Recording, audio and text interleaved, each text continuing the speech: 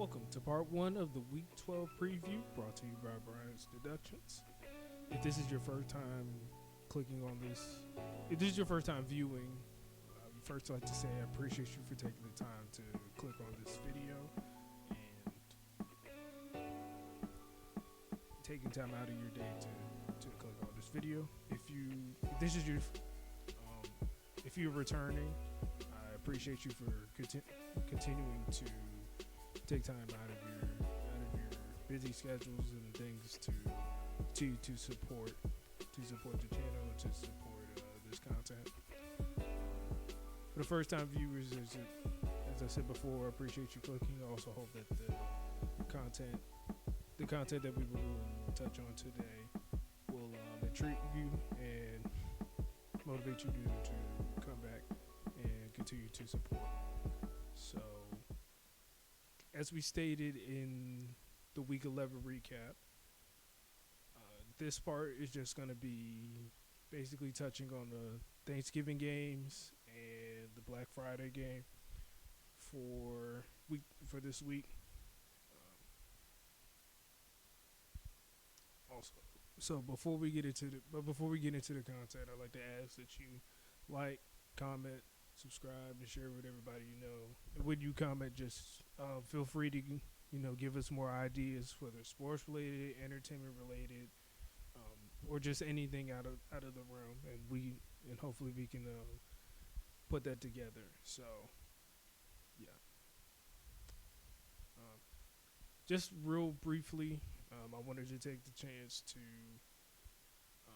reflect on last week's preview and see how we did. So we did 9 games in total, and we finished with a record of 6-3 in terms of predictions. Unfortunately, I was not able to get the exact score prediction for any of those games, but getting 6 out of 9, especially considering the few upsets that we saw this week, pretty happy about that. So with that being said, we'll go ahead and jump into the content. And first game is Packers-Lions.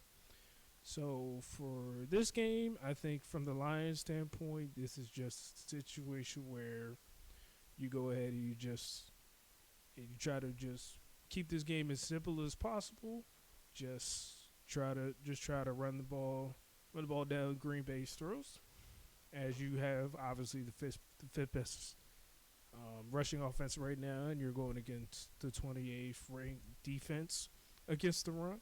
So that's something that you want to utilize for sure, especially when you have a 1-2 punch as lethal as David Montgomery and Jahmyr Gibbs have been this year.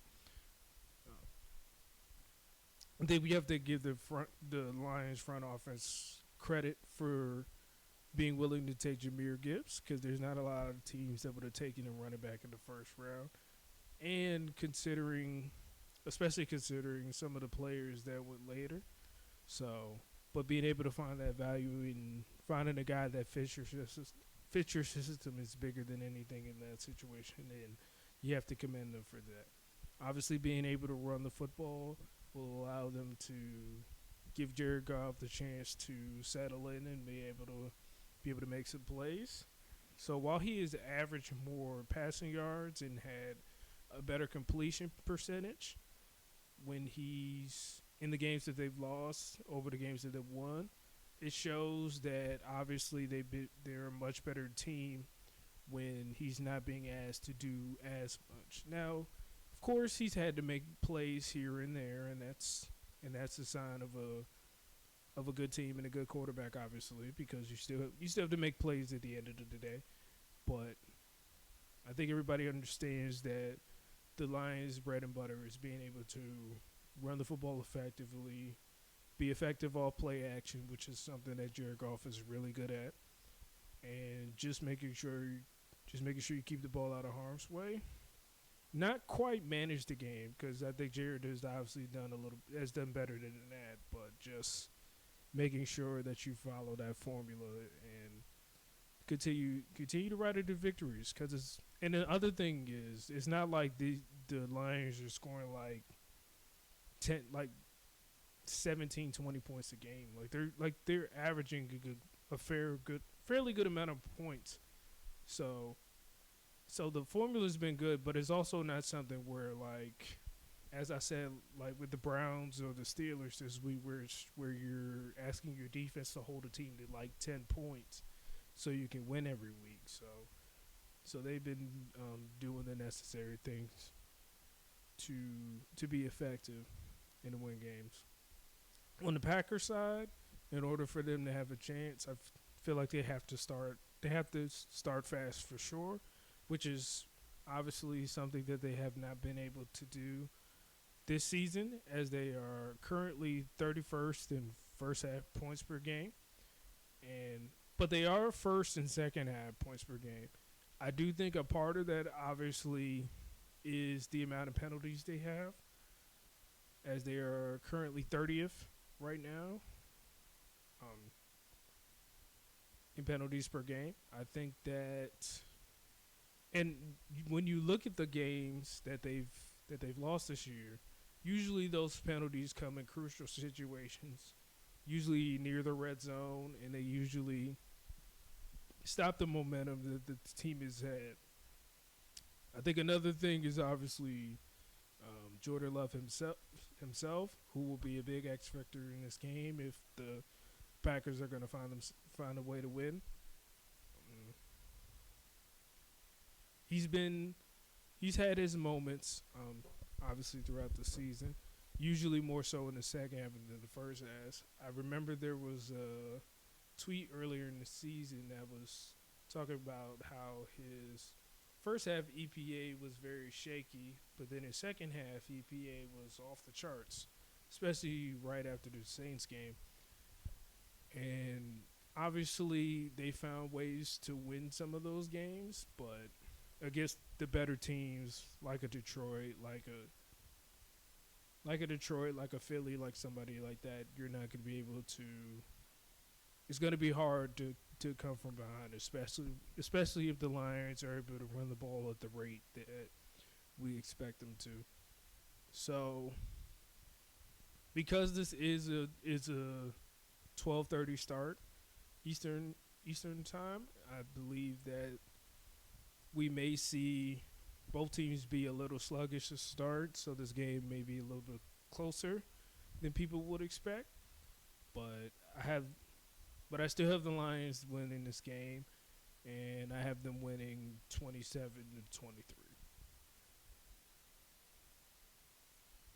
So for our next game, the Commanders and the Cowboys. If you are a Commanders fan, a Cowboys fan, or just an NFL fan in general that is looking for objective content on this game, I would advise you now to look somewhere else, because this will be pretty subjective and pretty quick on both sides.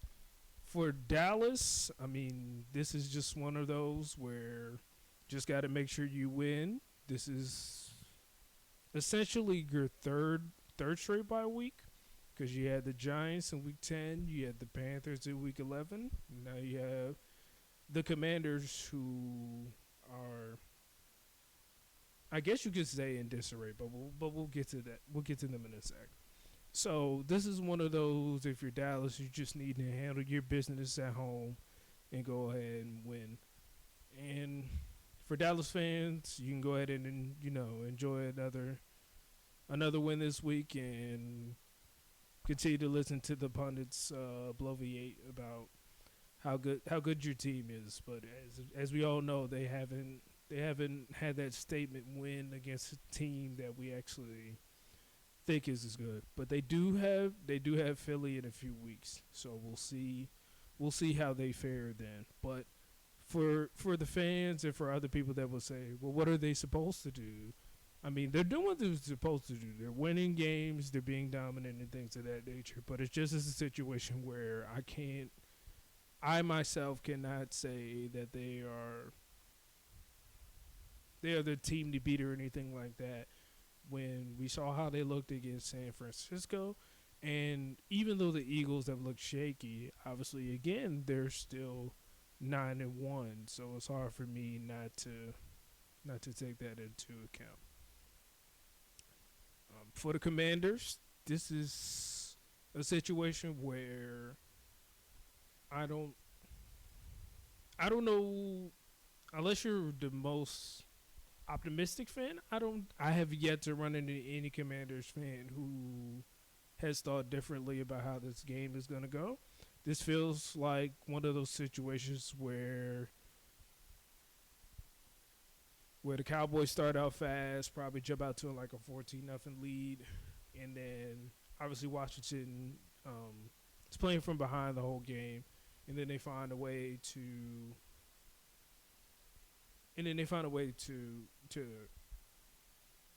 to come back and make some things happen. But for the most part, the score ends up being a lot closer than what the game actually indicates. And I think this is the last game where we'll see Ron Rivera on the sidelines for Washington Commanders.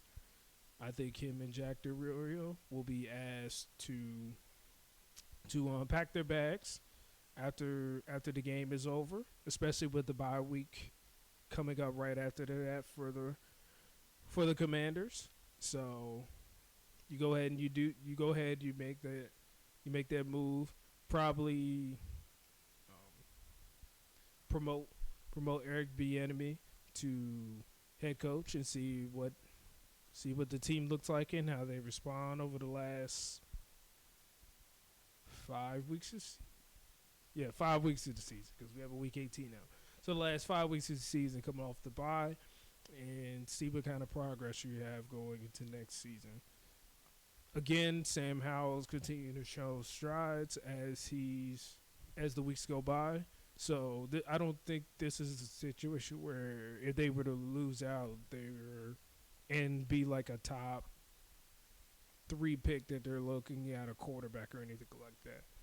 So I think they have their quarterback in the future. I don't think there's any question about that. So I think there's some things to be optimistic about it as a Washington fan. But I think right now, if you're a Washington fan, you want to get to Friday and get the news that Ron Rivera has finally been given his walking papers before you start to rejoice and you start to think about the future, think about the draft and other things of that nature. So for this game, as I said, I think the score is gonna be closer than what the actual game indicates. But I have the Cowboys winning 31-19.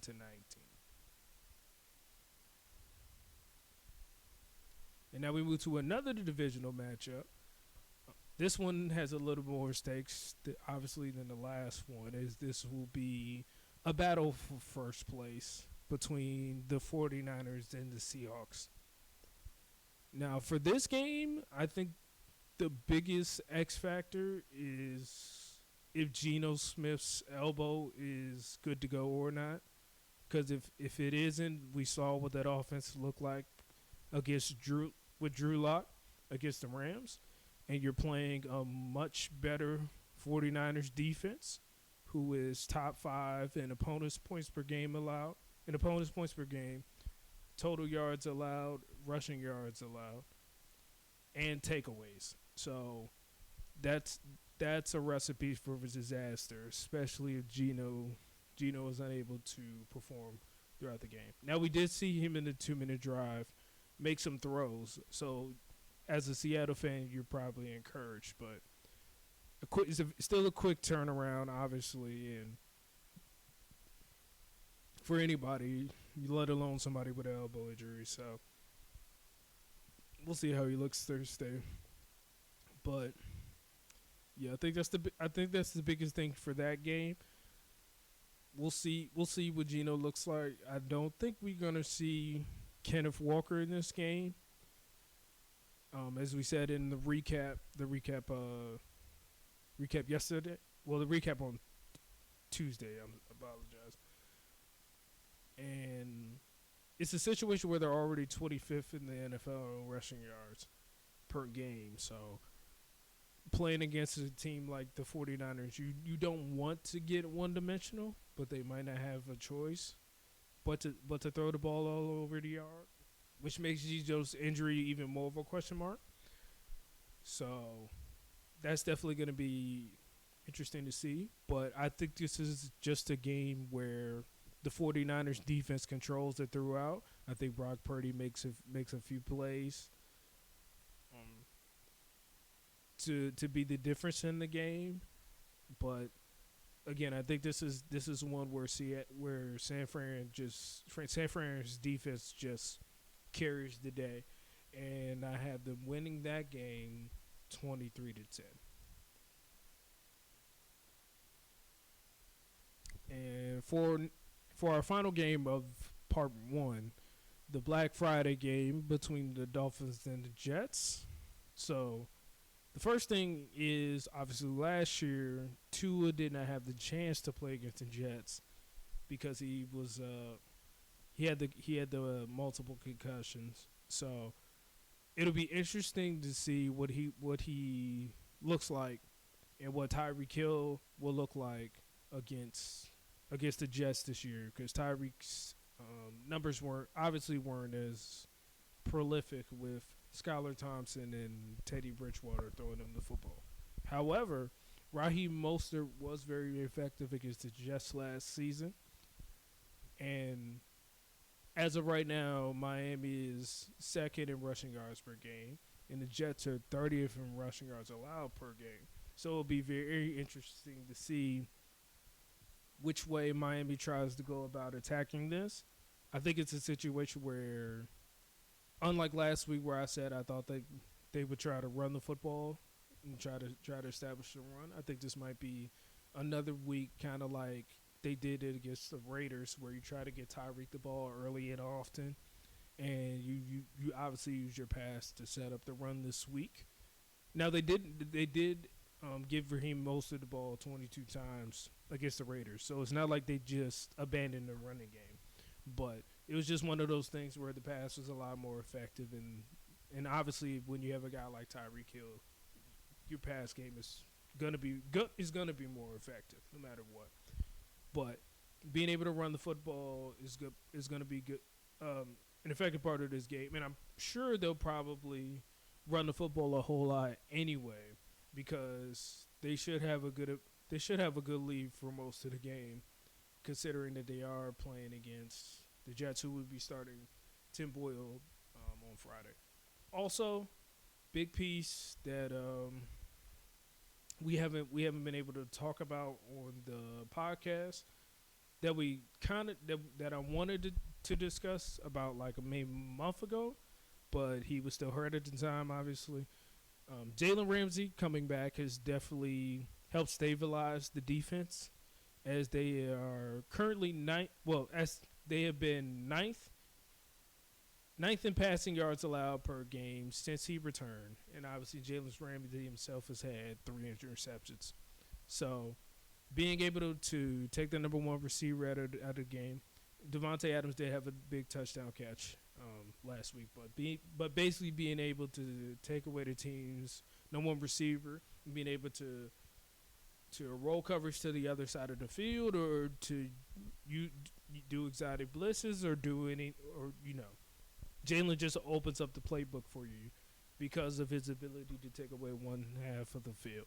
So, very, very big piece, obviously, to what they want to do going forward, and it'll definitely be a fun matchup to see Garrett Wilson go against Jalen Ramsey this weekend. For the Jets, plain and simple, gotta get the ball to Breece Hall and Garrett Wilson as often as you can. For Breece, he's averaging almost 5 more touches, 80 more yards, and 80 more yards per game when they're winning, and he's had a couple more touchdowns than not when they've won games.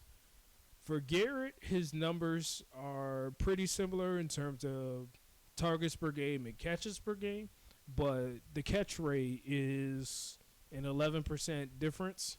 So when they're winning and when they're losing, so obviously being able to turn those targets into receptions is the biggest piece with him. Also, they unfortunately he hasn't been able to um, score a whole bunch of touchdowns this year, as he only has two at the moment. But obviously, that's a mix of quarterback play and just mostly quarterback play, but also a situation where those touchdowns are being taken by Brees, and even in some games it was just like a tight end would catch it or Alan Lazar would make a play. So it's not that Garrett Wilson has just been ineffective himself. It's just more so he's been hampered by QB play.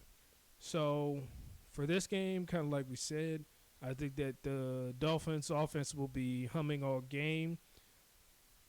I'm not sure what to expect out of Tim Boyle. I don't think it's going to look that much better than what Zach Wilson was giving you, especially if the offensive line doesn't improve at all. So this is just a game where I think Miami has a pretty easy game. I think they hold a big lead throughout, and I have them winning this game 30-13. So this is part one of the Week 12 preview.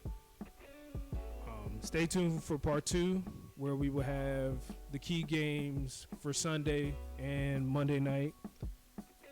For Sunday afternoon and, of course, Sunday night and Monday Night Football. If you haven't had the chance to watch the Week 11 recap episode, it will be in the description below. So feel free to go ahead and watch that after you finish watching this one. And yeah, just feel free to like, comment, subscribe, and share with everyone you know.